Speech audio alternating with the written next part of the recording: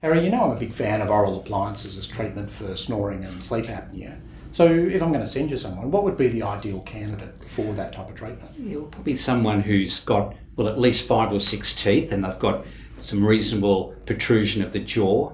And they're the sort of patients that do pretty well. People who've got super severe sleep apnea or say greatly overweight, say maybe 30, 40 kilos overweight, the appliance may not work as well. But often we do get patients where we have to treat because they can't utilise CPAP or other forms of treatment.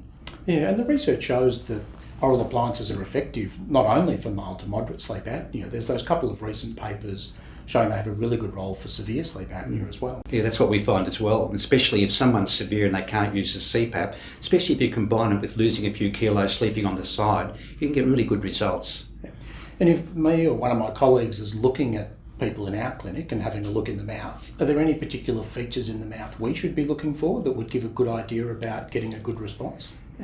Not really. I mean, apart from having teeth, we've had people sent in who haven't got teeth at all, so we'd always ask on the phone now. But, if people have got, even if they're missing all their top teeth and they've got a few lower teeth, we can make an appliance. So I suppose that's just the main criteria, and then we can assess them from a dental point of view.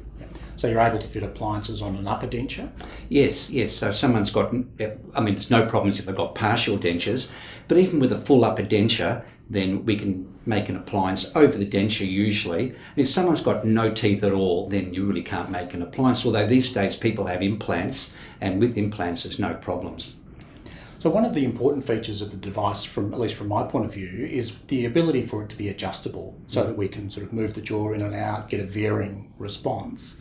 How does that work with the appliances? Yeah, the adjustability is really important because the way the appliance works is it holds the jaw forward, and because the tongue is connected to the lower jaw, then by bringing that jaw forward, the tongue kind of goes with it, it tenses muscles, and so that degree of protrusion of the jaw is really important. If someone's only got mild sleep apnea, you usually don't have to go that far. If someone's severe, you'll go a bit further forward.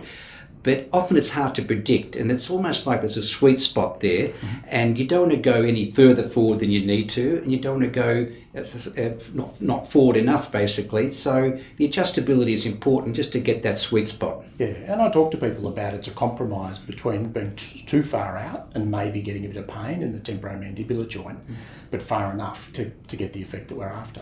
Yeah, and that's another reason why it's important that the appliance is adjustable, because sometimes people are severe and they do need to go out a fair way, maybe 90% of the maximum forward position. But as long as they do it really slowly, most people don't get any jaw problems at all. In the old days when they weren't adjustable, you just go out there and just in one go, and then you can get some jaw pain and discomfort. So how do these appliances actually work? Yes, so the way they work, as I was saying before, they hold the jaw forward. So that's probably the main thing that they do. But the adjustability is important because everyone's going to be different in that regard. So that's probably the main feature. So nowadays the definition of an appliance is what's called a mandibular advancement splint. There are other appliances out there without much evidence which push the teeth sideways, but really you want one that holds the jaw forward and that keeps the airway open. In holding the jaw forward, what does that do to the spaces at the back of the airway?